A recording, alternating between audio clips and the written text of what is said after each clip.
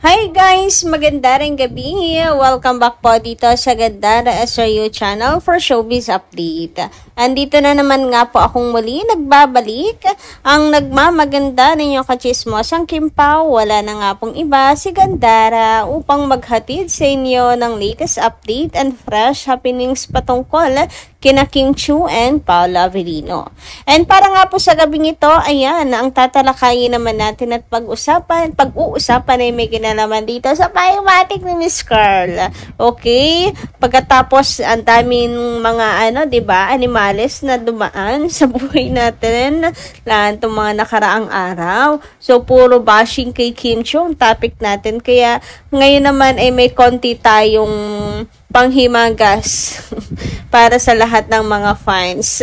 And pakiligin po muna natin kayo, no? Kasi nakakakilig naman talaga itong pahiwatig at pagpaparamdam ni Miss Carl. Okay?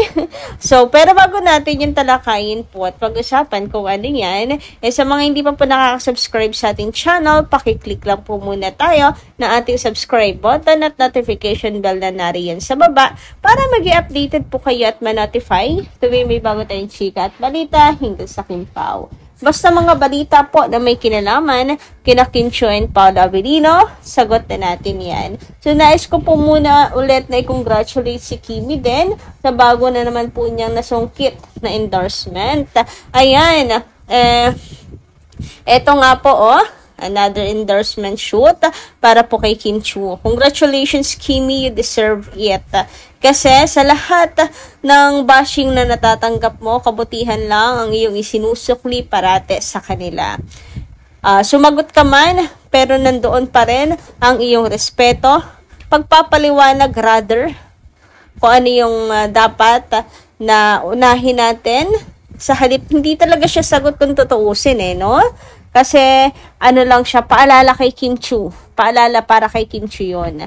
Paalala niya para sa ba talaga? Paalala ni Kim para po sa mga taong to na maraming bagay na dapat natin pagtuunan ng pansin, lalo na sa panahon ngayon. So, a reminder lamang po siya.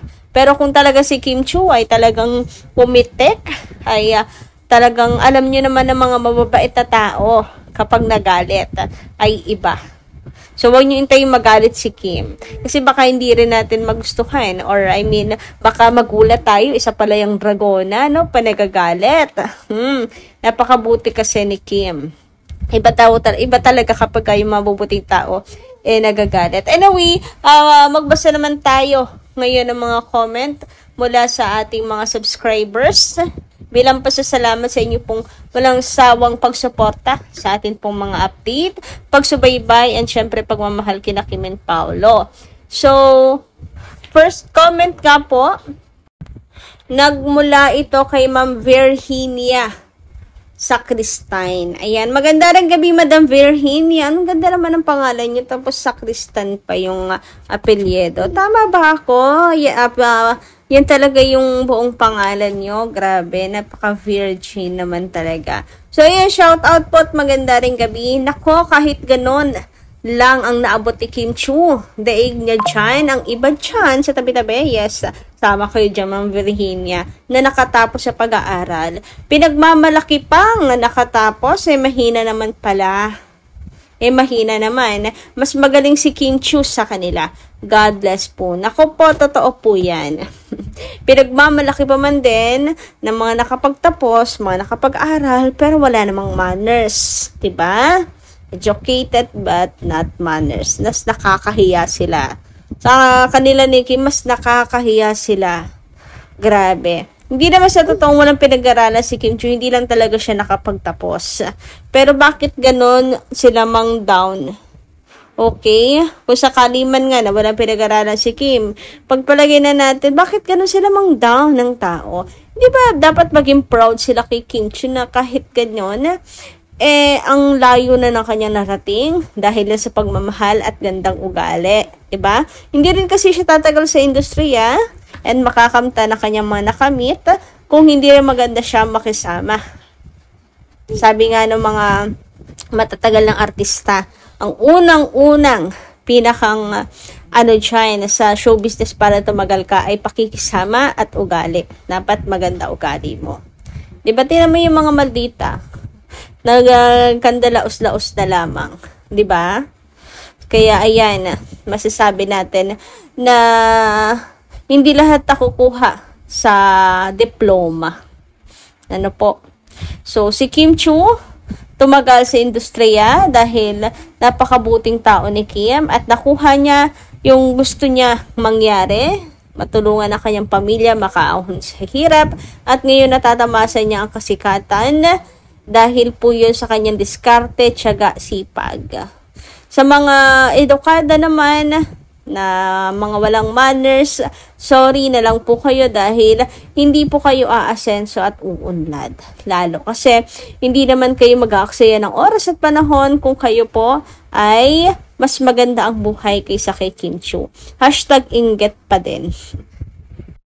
Sabi naman dito ni Ma'am Dali Magbuhos, maganda rin gabi, shout out. It's tough being in the spotlight.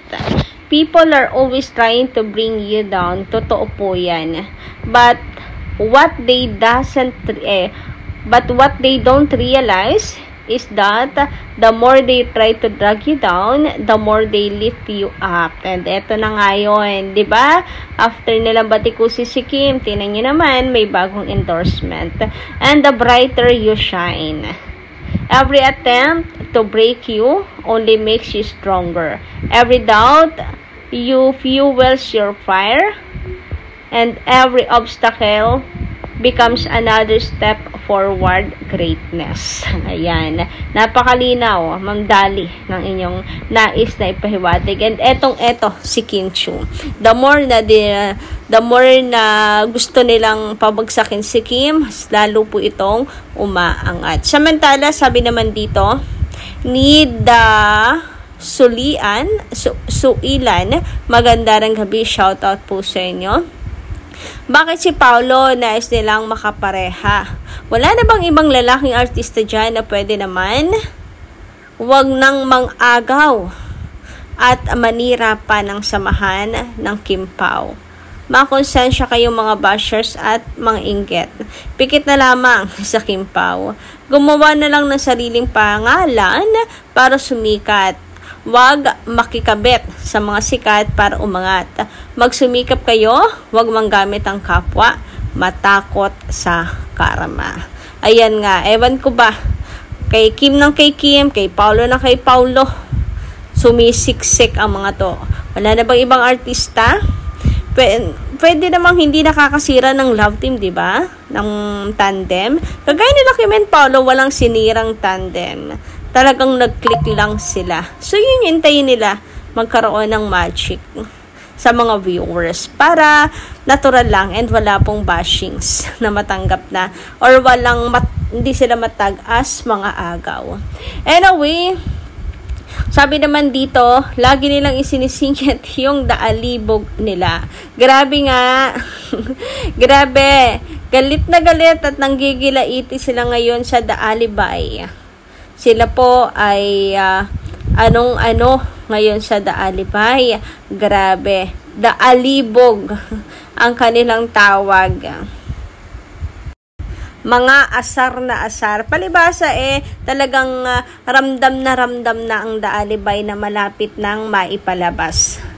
Talagang kaya sila'y ganito asar na asar. Ayaw nilang matuloy pero sorry na lang. Kasi 'di ba sabi nila magku-goodbye na ngayon.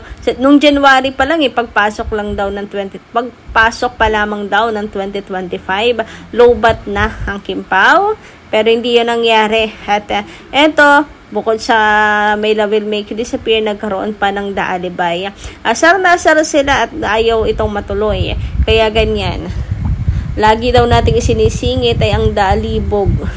Anong gusto nyong isingit namin? Wala naman po kaming maisisingit na project nyo. 'Di ba? Kaya sorry na lang. Kung mayroon din kayo maisisingit, di isingit nyo rin. Wala namang problema doon na makipagsabayan kayo.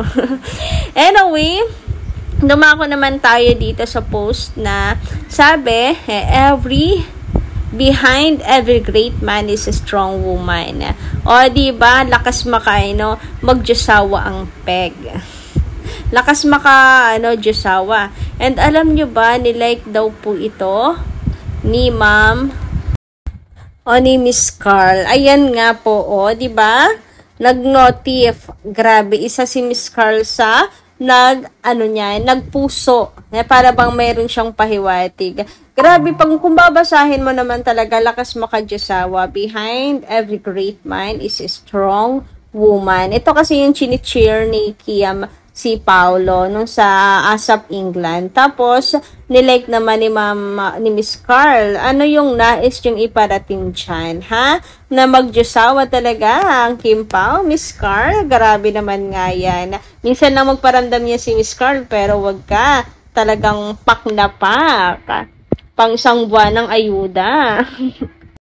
So, kayo guys, ano naman ang inyong interpretasyon patungkol dito? Ayan, delula at your own risk din. Anyway, dito lang muna ating update. Maraming salamat po sa inyong pakikinig. Kita-kits po muli sa mga susunod pa po nating magiging chikas. Maraming salamat!